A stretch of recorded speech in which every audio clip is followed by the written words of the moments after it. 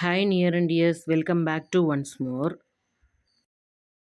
இன்னைக்கு ஃபைபர் ரிச்சான ஒரு ஃபுட்டு கத்திரிக்காய் கடையல் எப்படி செய்கிறதுங்கிறதான் பார்க்க போகிறோம். இந்த கத்திரிக்காய் கடையல் செய்கிறது ரொம்பவே ஈஸியான ப்ராசஸ்ஸு, ப்ளஸ் சாப்பிட்றதுக்கும் ரொம்ப டேஸ்டியராக இருக்கும். இதுக்கு நான் ஒரு பேனில் ஒரு 3லேருந்து 4 டேபிள் ஸ்பூன் துவரம்பருப்பு எடுத்து ஊற வச்சு நல்லா கழுவி சேர்த்துருக்கேன்.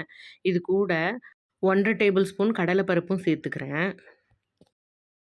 இந்த டிஷ்ஷுக்கு புளிப்புக்காக நான் மீடியம் சைஸ் தக்காளி ஒரு 3 சேர்த்துருக்கேன். உங்களுக்கு புளிப்பு கம்மியா வேணும்னா, நீங்க 2 தக்காளி மட்டும் சேர்த்துக்கலாம். ஒரு வெங்காயம் ஃபுல்லா பொடியா கட் பண்ணி சேர்த்துருக்கேன். காரத்துக்கு 3 பச்சை மிளகா சேர்த்துருக்கேன். கூடவே 7லேருந்து 8 பூண்டு பல்லு சேர்த்துக்கோங்க. 1/2 ஸ்பூன் மஞ்சள் தூள், 1/2 டேபிள் ஸ்பூன் குழம்பு மிளகாய் தூள் சேர்த்துருக்கேன். இது ஆப்ஷனல் தான். உங்களுக்கு வேண்டான்னா நீங்க அவாய்ட் பண்ணிடலாம். இதுக்கப்புறம் கத்திரிக்காய் ஒரு 1/2 கிலோ எடுத்து நல்லா கழுவி மீடியம் சைஸ் துண்டா நான் கட் பண்ணி இது கூடவே சேர்த்துக்கிறேன். இப்போ குக்கரோட மூடி போட்டு ஒரு விசில் 10 நிமிஷம் வச்சு எடுத்துக்கிறேன் நானு. இதுலயே பருப்பு, தக்காளி எல்லாமே நல்லா குழைவா வெந்து வந்திருக்கும். பாருங்க, எல்லாம் நல்லா வெந்து சாஃப்ட்டாகி வந்துருச்சு. இப்போ ஒரு மேஷர் வச்சு தக்காளி, கத்திரிக்காய், பருப்பு எல்லாத்தையும் நல்லா ஒன்று சேர நல்லா மசிச்சு விட்டுக்கோங்க. இதில நீங்க மசிச்சு விடுறதுனால கத்திரிக்காய் போட்டிருக்கிறதே தெரியாது.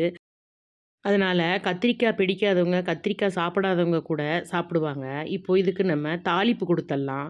ஒரு சின்ன பேன்ல ஒரு 1 டேபிள் ஸ்பூன் எண்ணெய் சேர்த்துக்கோங்க. 1 டீஸ்பூன் கடுகு சேர்த்துக்கோங்க. கடுகு பொரிய ஆரம்பிச்ச பிறகு 1 காஞ்ச மிளகா கிள்ளி சேர்த்துருக்கேன் நானு. இந்த டிஷ்ஷுக்கு சீரகம் ஒரு ஃப்ளேவர குடுக்கும். ஸோ 3/4 டீஸ்பூன் சீரகம் சேர்த்துக்கிறேன். கூடவே வாசனைக்காக பெருங்காயம் ஒரு 2, 3 சிட்டிகை நான் சேர்த்துக்கிறேன். இது எல்லாம் நல்லா பொரிஞ்சு வந்த பிறகு கருவேப்பில ஒரு 2 கொத்து சேர்த்து நல்லா கலந்து விட்டுக்கோங்க.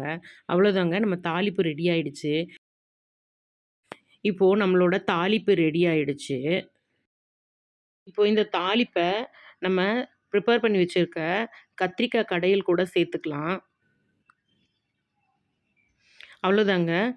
இது கூட இந்த டிஷ்ஷுக்கு தேவையான உப்பு சேர்க்கணும். உப்பு சேர்த்துட்டு நல்லா கலந்து விட்டீங்க அப்படின்னா, டிஷ்ஷு ரெடி ஆயிடும். வாசனைக்காக கொத்தமல்லி சேர்த்துக்கோங்க. அவ்வளோதாங்க. இது இட்லி, தோசை, சப்பாத்தி, சாதம் அப்படின்னு எல்லாத்து கூடயுமே சேர்த்து சாப்பிட்லாம். ட்ரை பண்ணி பார்த்துட்டு எப்படி இருக்குன்னு சொல்லுங்க. பாருங்க, இப்ப நம்ம கத்திரிக்காய் கடையல் ரெடி.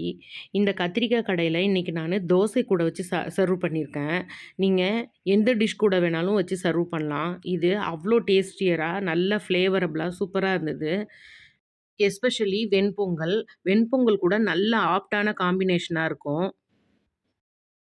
இந்த கத்திரிக்காய் கடையில நம்ம சேர்த்திருந்த கத்திரிக்காவும், பருப்பும் நல்லா ஒரு சேர குழைவா வெந்து, நல்லா திக்கான கன்சிஸ்டன்சிலயும், அதில நம்ம சேர்த்த கடலை பருப்பு அங்கங்க பருப்பு பருப்பாவும் சாப்பிட்றதுக்கு ரொம்ப டேஸ்ட்டா இருந்தது. ட்ரை பண்ணி பாருங்க. உங்களுக்கு இந்த டிஷ் பிடிச்சிருந்ததுன்னா, லைக் பண்ணுங்க, ஷேர் பண்ணுங்க. நம்ம ஒன்ஸ் மோர் சேனல சப்ஸ்கிரைப் பண்ணி வச்சுக்கோங்க. தேங்க்ஸ் ஃபார் வாட்சிங். பை.